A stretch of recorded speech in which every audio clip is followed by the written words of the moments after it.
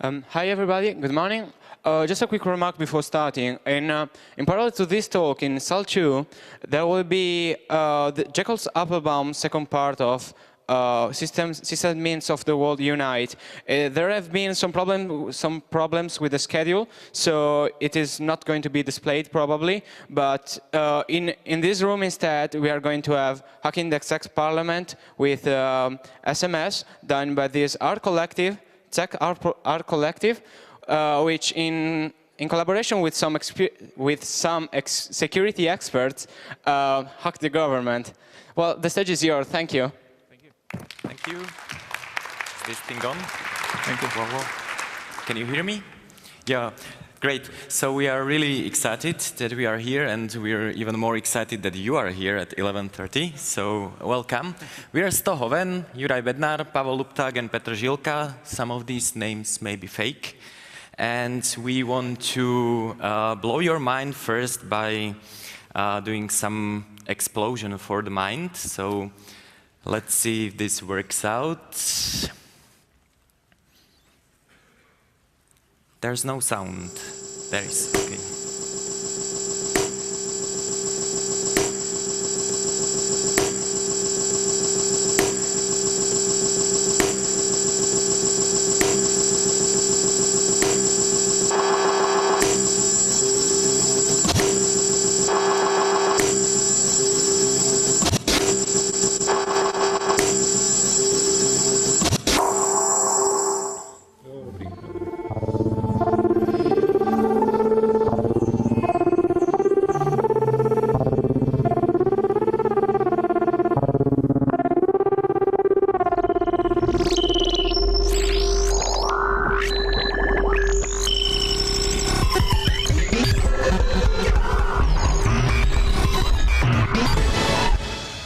Ranní vysílání České televize napadli hackři. Napojili se do živého vysílání panoramatických záběrů s informacemi o počasí na programu ČT2 a simulovali v nich výbuch atomové bomby. Svůj čin vysvětlují tak, že chtěli simulací atomového výbuchu upozornit na manipulaci s realitou v médiích. Hackři se přes svůj počítač připojili zřejmě k této kameře a iluzi atomového hřibu vytvořili do černé.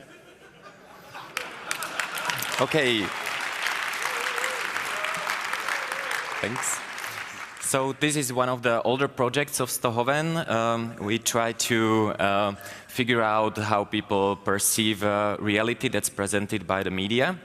And we also found out the hard way that our cell phones are not pretty safe. So everyone who had a cell phone during that prank on their own identity appeared in this nice room and had a short discussion with the judge. So we try to avoid this problem with later projects. And the later project was called Citizen K. It was actually about identities and exchange of identities. So we were researching absurdities of our society that tries to cope with identity issues of their citizens. And we found out that it is not easy to go to jail without a valid national ID card. They actually require the ID card if you want to, or not want, but in this case, the guy wanted to go there. And so this was a direct follow-up to the problem with the identity tracking.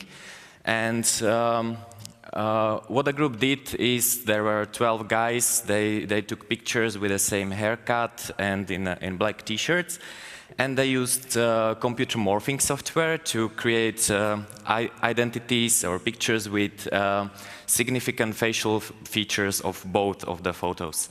And then a few years ago in Czech Republic, when you wanted to apply for an ID card, you needed to bring your own photo. So they applied for the ID card using the other guy's identity. So these are the meta identities. And then the members of the group were trying to live for a few months under the other guy's identity, which was pretty interesting. For example, on this picture, of course, the question is where the lady sleeps at night, which bet, and okay, so there was a wedding, and the guy on the left wanted to marry the girl, but he didn't have his ID card, so they were exchanged. So he was the best man on his own wedding, because you need to show your ID card if you want to marry someone. And the other guy was, he was actually standing there and married. So yeah, he doesn't look very happy.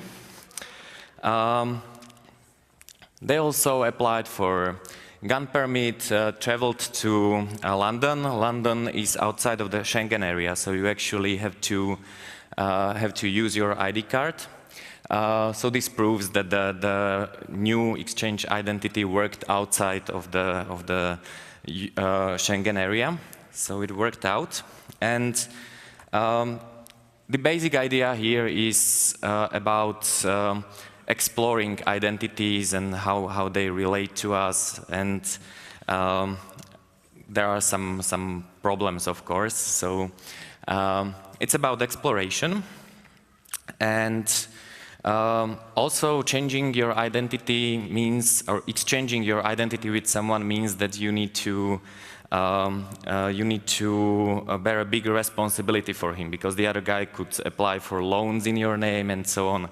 And it didn't work out very well. For example, the marriage is still not invalidated, even though it was shown that it was not done correctly. So there are no safeguards in the system. That means that they basically assume that it's working well, and if it's not working well, then there are kind of no backup scenarios. So, go on. So, hello. Yeah, you are. Okay, William, thanks. So, how we met and how the project called Moral Reform started exactly? Me and Juraj, we are not typical artists. We are IT geeks, and maybe 2 years ago, we met with the other guys from our group Ztohoven at one conference focused on IT freedom against internet censorship. At this conference, I showed to the other members of Ztohoven that how easy it's to send SMS text message with a spoofed caller ID. In the past, we all knew that it's quite easy to send spoofed text messages with an arbitrary source number, but these guys, they realized that there is a huge potential for another project, and that was exactly how our new project called Moral Reform started. About our group, I would like to say that we are a very crazy combination of many people from many different fields, especially artists and also hackers, and some of us also have some legal background. And thanks to our diversity, we are able to make really interesting projects. So. Yeah, it was interesting when we met Pavel and Juraj. They simply showed us something that is totally basic for them. They showed us how the SMS spoofing works. It means that you send SMS from your number to from whatever number to another's, and this SMS seems to be sent from number you want. And we got fascinated with this technology, and since the moment we have learned about the SMS spoofing, we had in our minds just using it as a direct interference into politicians' communications. I think it shows a lot about some general frustration which is widespread in our country, and the frustration grows from corruption, unpunished malpractice in administration of our country, and so on. We have discussed for a long time different scenarios of the actions, and we have also consulted it with ex-top politicians who revealed us the details of how the parliamentary organization and communication structure works. And we were getting closer and closer, and during the painful process of searching for the final concept of the new action, a view of parliamentary drama had crystallized in front of our eyes.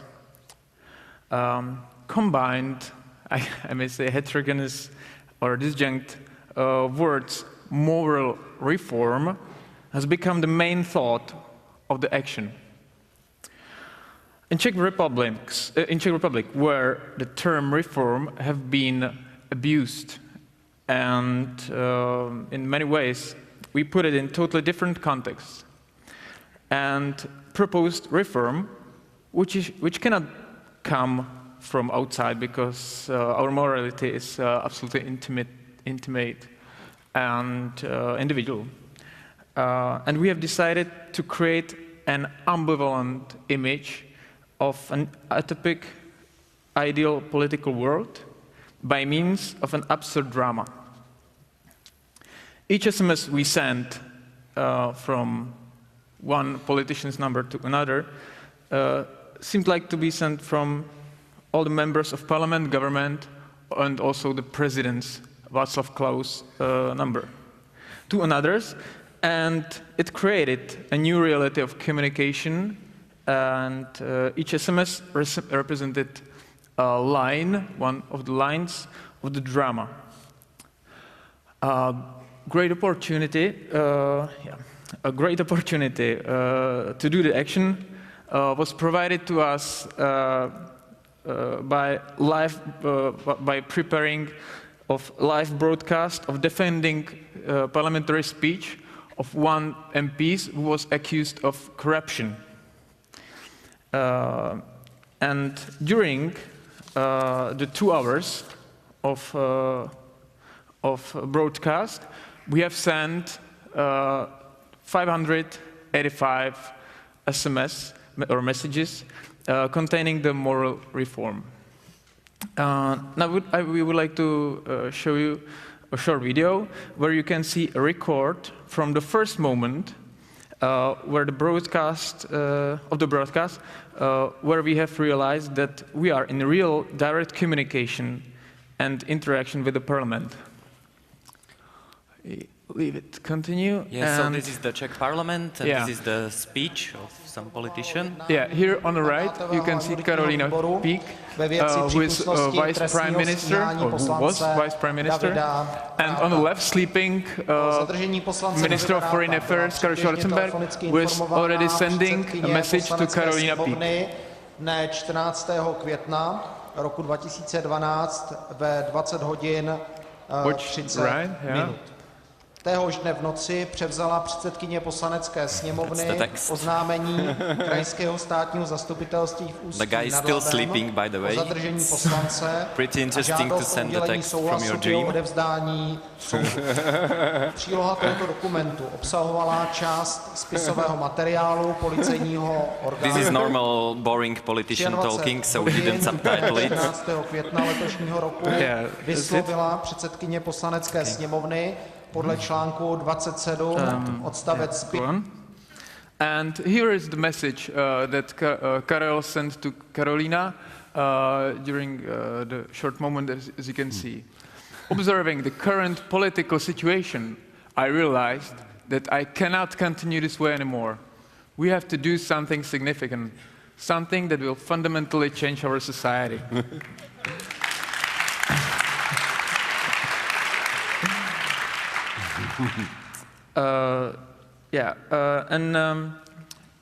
Here you can see our members during the action. Pavel is right there, and by the way, you can see, I thought he has foreseen that maybe he will be presenting it here, because he was wearing during the action the CCC T-shirt. I just like CCC T-shirts, and it's just pure coincidence that I had this T-shirt during this action. Yeah. What was the reaction of media? This action was accepted by media quite positively. and many themes were opened, beginning with the need of such a moral reform in contemporary politics, until the critics of abusing the telephone numbers. And there were also some security questions that arose, and maybe Pavel could tell you more about it. After this event, there were a lot of conspiracy theories in Czech medias. For example, that Czech parliament is monitored and sniffed by a special secret agency or special secret program, and a lot of other conspiracy theories. But we just used stupid SMS text message with the spoof caller ID. So firstly, I would like to explain how spoof text messages work exactly. It's similar like SMTP communication, like email communication, so it's possible to change or to modify from address like sender and change it to something completely different. In European Union, it's prohibited to offer such services, but we used the service outside of European Union, and there are a lot of other services in the US, for example. Probably the most difficult part of this project was how to achieve anonymity, because during this project we were not sure that we really want to publish everything, and how we achieved the anonymity. Juraj will tell something about it. Yeah. So first, we are all huge fans of Bitcoin, so we thought that we just use a Bitcoin-based gateway. There was fortunately one called TXT4 coins. But we figure out that it won't allow us to send so many messages. So there's a limit of addresses that are used for payment. And after 20 or so messages, it says, sorry, I need a system administrator to add new addresses. You can't send any more messages. So we had to do it the hard way. I don't know if you try to launder and anonymize money online, but it's really difficult. So we were playing with prepaid cards and everything, and we were trying to find a gateway that accepted some form of anonymous payment. What we found out eventually is that the easiest thing is to buy a prepaid SIM card, top up the credit with cash. In Czech Republic, by the way, you can buy a prepaid SIM card without revealing your identity, so it's completely anonymous. You just go to a supermarket or a normal store, and you get a SIM card, and it works. You just activate it. So we did that. Also, everyone, of course, left their phones at home near the bed. We were all sick and sleeping, according to the cell towers, and. Yeah, but we still had to test if our scripts are working. So during the night before the event, some of us had to drive the bike to some very anonymous location, turn the phone on, and see if it received the fake SMS and so on. So we had to test it this way. We found out that it's really difficult to achieve real anonymity, and there's always some risk that we will be revealed. It turns out that the reaction was quite positive, so we decided to basically reveal our identities, and here's a walkthrough of the website that was released a few days after the event. So this is how it looks like. It's still online, so you can check it out. That's the structure of the parliament. The colors are the political parties. On the bottom are journalists, and then there's government and presidential castle or office. And here are the texts. We translated them to English for you. You can see all the text messages and the extracted structure of parliament, how they communicate with the press and so on. So here's the president of the republic, and all these people were basically the actors of the drama. Here's the timeline, so you can see how the messages were sent. So that's the whole script.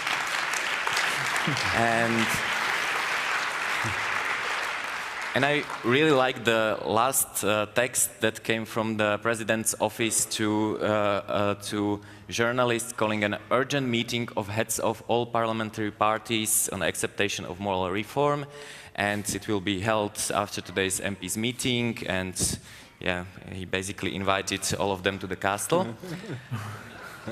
So that was the first part that was quite positively accepted, and here comes the second part. Yeah. After the first parliamentary round, we have analyzed all the media and also public and politicians' reaction for our action, and we were quite sad of it, because worsening political and social situation, and also increasing mistrust to our political representative in our country, led us to an idea of a simple, multiple meaning and penetrative act in frame of a collective political art exhibition in Center for Contemporary Art, DOCS, in Prague. We have exposed a complete list of parliament, government, and presidential telephone numbers and their names. The gallery installation was a great platform to try to cross the borders of normal understanding what an art installation is or can be. And I think we succeed, because what followed was totally unexpected for us. For 1 week, every day, main political newscasts brought new information about publication of numbers and new circumstances which were continuously rising concerning all the action. Here's the phone number of the ex-Czech president, by the way. Yeah. Media, public, and the most of politicians simply did not get it. The media image of the action was reduced to information that the politicians' numbers were published, and the politicians were since then heading the blackmailing and menaces. The Office of Personal Data Protection was also investigated whether publishing of telephone numbers is or is not breaking of personal data protection. And finally, they stated that it's not, so any interrogation did not continue. And but what was wrong? What was said for us was that nobody cared about the manifesto and the context of the gallery, and also the final view of the installation, because what we wanted to pose the viewer into the middle of kind of address book of the most influential lobbyist in the country, and appear for a while in their skin and be able to directly communicate with politicians through the telephone hanging there, which everybody could use to send whatever message he wanted to whatever number from the wall.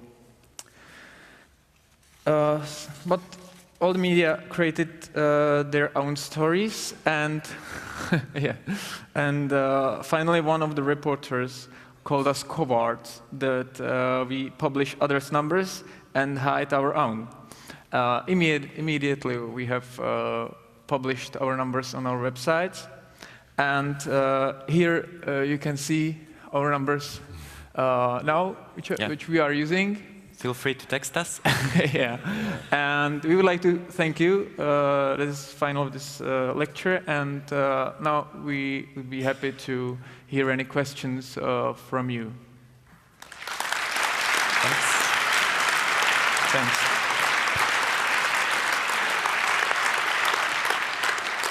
Yeah, microphone 4. How did you get a hold of those numbers, all the politicians in the first place? I assume they're not just like giving them out in the yellow pages. Yeah, I can give you a very honest answer without revealing much.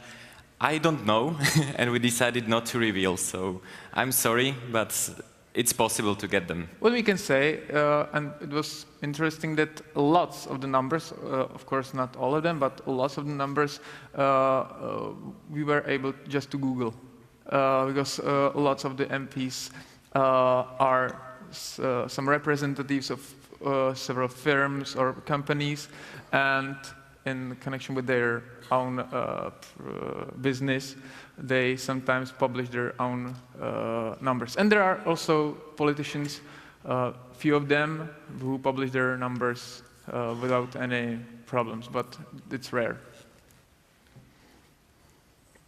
Thank you. Thank you for a good talk. I have two questions. Yeah. First, how long did it take you to plan out this drama of who says what? And second, did this project affect any kind of change? Did you get the politicians to actually meet up and discuss the issues that you wanted them to discuss? The first, do you want to? Okay. You can answer the first one. Okay. We were searching for the concept for a long time, because when we got the opportunity to use the SMS. Oh, I see. We're off. Are you calling me? After the talk? You are kidding me. Are you calling me?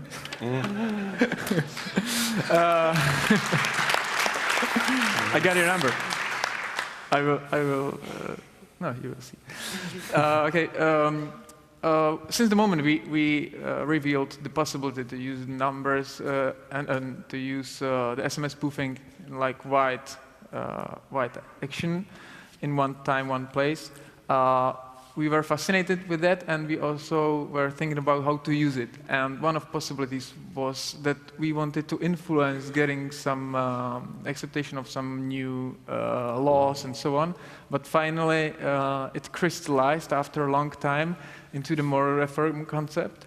And we were not in a hurry. We wanted to have the concept well prepared and so on. But then the opportunity of the parliamentary speech of the MP who was arrested came. We knew that this is the right one opportunity we have to use, and we have to try to do it.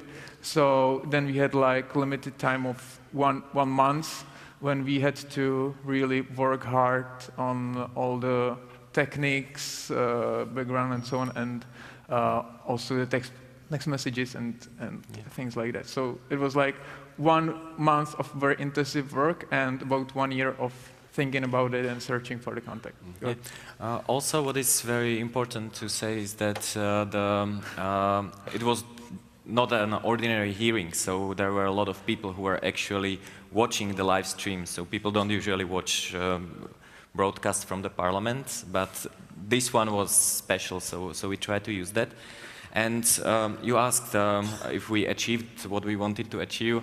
Well, if you go through the messages, they're very apolitical. They're not saying that please do this type of reform or something like that.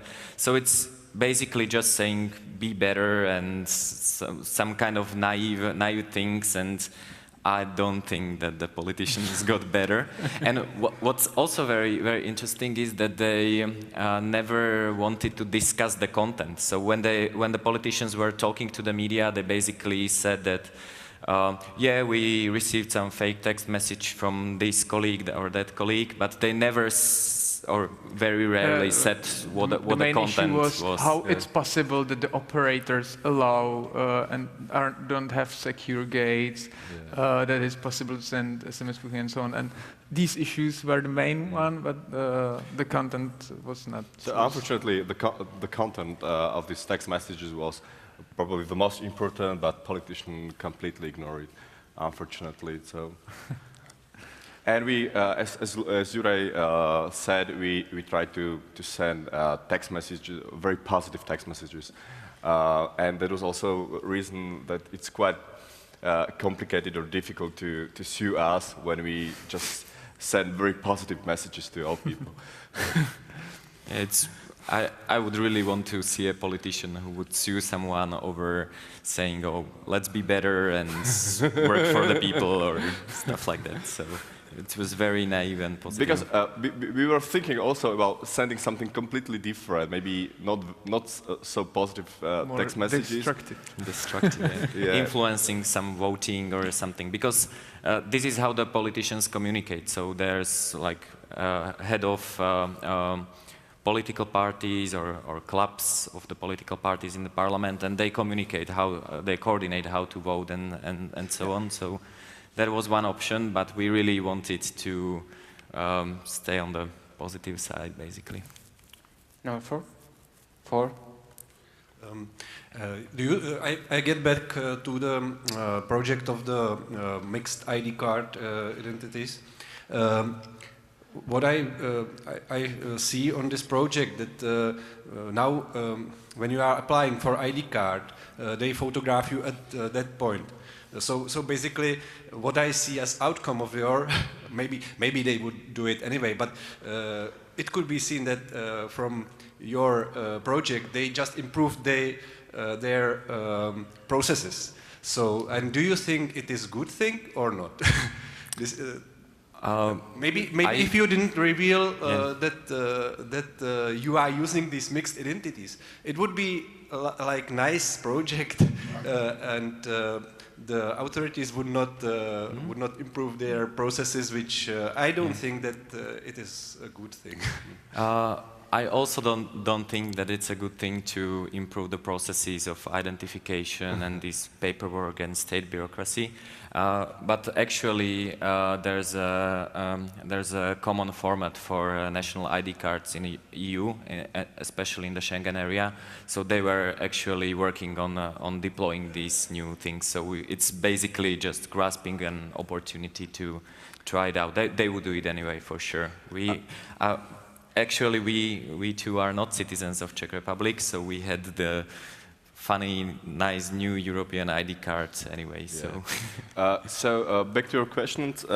Personally, I'm also not a fan of national IDs, but this hack in Citizen K, it was possible thanks to the fact that in Czech Republic at that time, when you ask for a new national ID, you just bring your own photo. Yeah. And an officer just takes this photo and use it.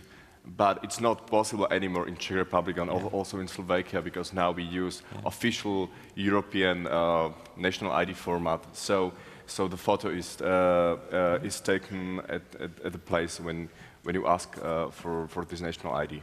But it's also a very interesting part is the verification process. So if you have two people and you merge their facial features into one photo,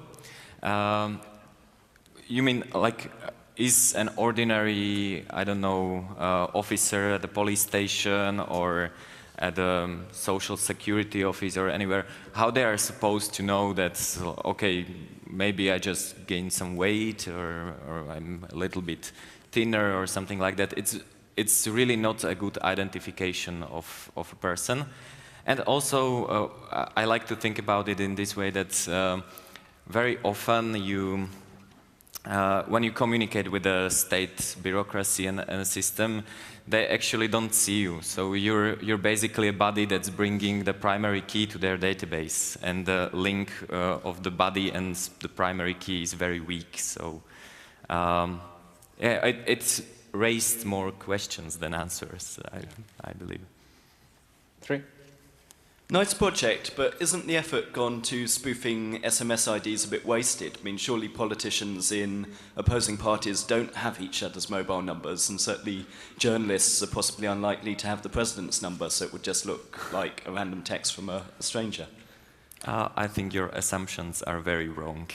Yeah. They do have numbers of politicians from opposing parties, and journalists have numbers of, because these are the journalists that are covering the politics. So when they want to ask member of parliament or the office of the president something, they can just text them. So they have, I think your assumptions are wrong in this. So that's quite positive. So politicians in Czech Republic and Slovak Republic in parliament, they know each other on the personal level very well, I think.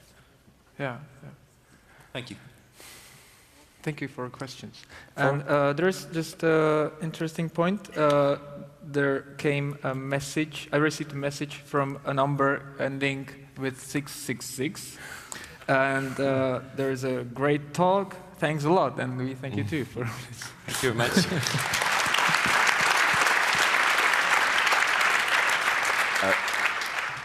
There was a question in the microphone 4. Ah, sorry. Okay. Yeah, thanks. Hi, thanks for your talk. Just real quick, do you think your targets realized they were spoofed? Do you think the politicians realized the messages were fake during Very soon. Very soon? So how long did it take? I remember one interview with the Prime Minister, Petr Nečas, who told, I was receiving strange messages, but once I received the message from my Ministry of Financials, who is calling me to more reform, I suddenly realized that this cannot be true, and this must be some fake. So, and actually, we are now working on a short movie from the section, and we had our fellows right in the parliamentary room where all it happened. And we were on the phone with him, so he was focusing with the camera, always the part where we were sending the messages. And there are wonderful moments where all the MPs come together and showing each other what they received, and they are absolutely confused from it.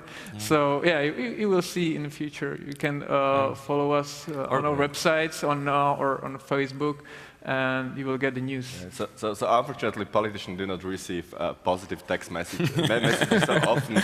So they were able. So thanks to this, they were able to reveal it very soon. But if you watch the recording, actually, there's a point when they start to whisper and they stop listening to the guy talking, and they're just concerned with their phones. And we were thinking about this, like how should we make it difficult for them to realize that it's fake. But it was very difficult because there's no official seating in the parliament. So sometimes one guy was sitting and received a text from the guy sitting next to him. So they just showed the phone and they realized that that's not the case. So probably one last thing I forgot to mention is that as Juraj told us, we just exchange mobile credit for anonymous text messages.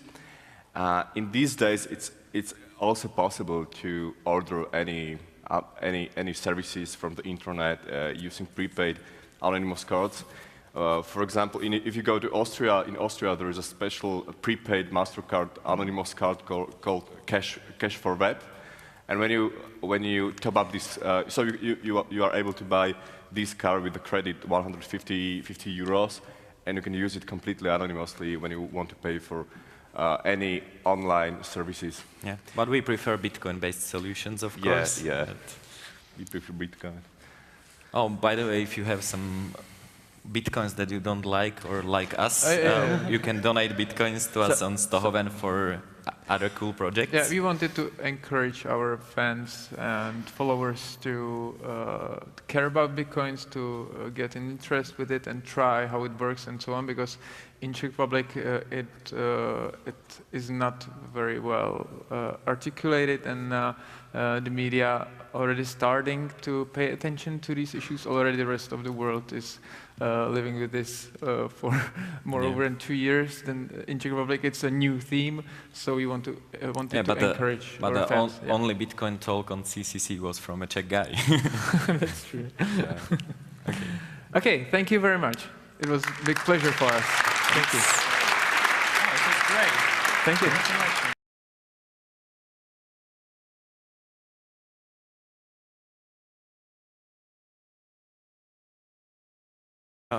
Great. So we are really excited that we are here, and we are even more excited that you are here at 11:30. So welcome. We are Ztohoven, Juraj Bednar, Pavel Lupták, and Petr Žilka. Some of these names may be fake. And we want to blow your mind first by doing some explosion for the mind. So Let's see if this works out. There's no sound. There is. Okay.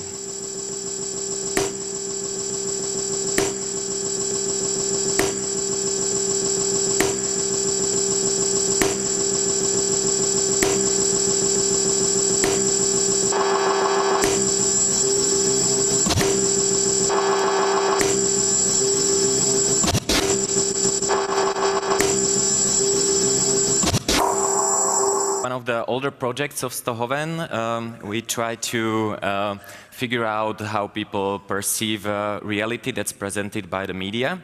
And we also found out the hard way that our cell phones are not pretty safe. So everyone who had a cell phone during that prank on their own identity appeared in this nice room and had a short discussion with the judge. So we try to avoid this problem with later projects. And the later project was called Citizen K. It was actually about identities and exchange of identities. So we were researching absurdities of our society that tries to cope with identity issues of their citizens. And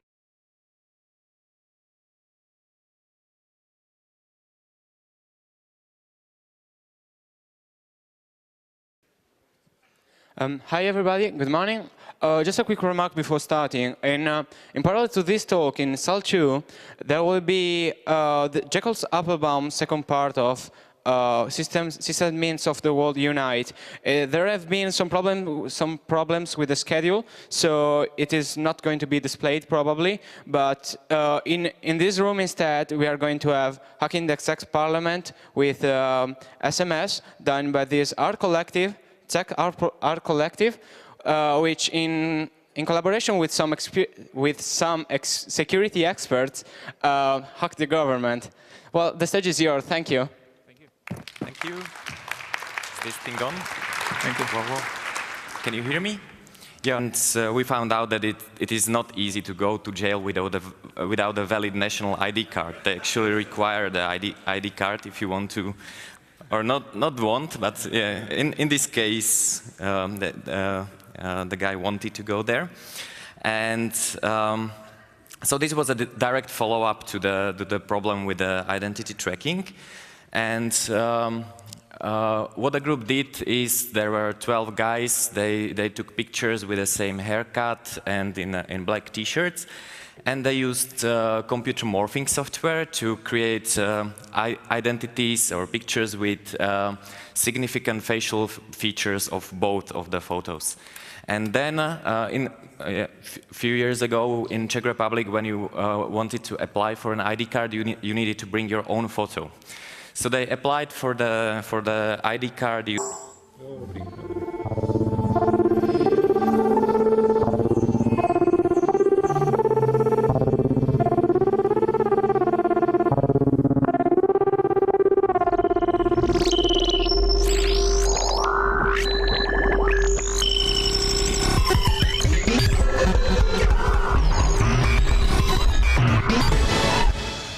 Ranní vysílání České televize napadli hackři. Napojili se do živého vysílání panoramatických záběrů s informacemi o počasí na programu ČT2 a simulovali v nich výbuch atomové bomby. Svůj čin vysvětlují tak, že chtěli simulací atomového výbuchu upozornit na manipulaci s realitou v médiích. Hackři se přes svůj počítač připojili zřejmě k této kameře a iluzi atomového hřibu vytvořili do černé. Okay. Thanks. So this is